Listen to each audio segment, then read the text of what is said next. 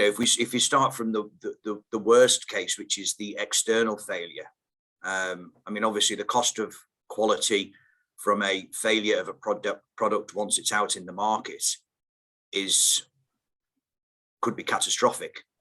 Certainly, having worked in the automotive industry and the rail industry, we're all aware of situations where vehicles are recalled because of some failure in a product. That might be due to the production side of it, or it could be a sub-assembly that's supplied in from a third party, a first tier supplier or whatever. So obviously from an external point of view, it's not only a major cost to the company on warranties, on setting up call centers, on feedback systems, etc.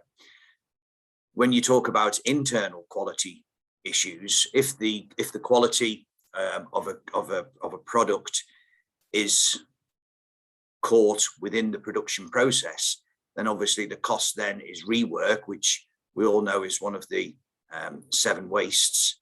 So reworking a product is labor intensive. It can also cause problems with your production line, so your ongoing operations. And then you've got your sub-assemblies that you're buying off a supplier, that if that's a product failure, then you've got a recall, etc., etc. So I think there's various ways that you can actually put a cost on it, but ultimately there's all of those have got some form of figure on them.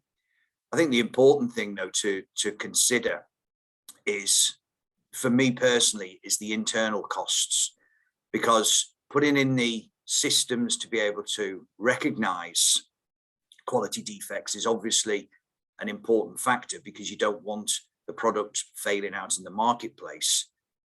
But then that goes back to, how do you deal with those and how do you stop those quality defects from coming through the system?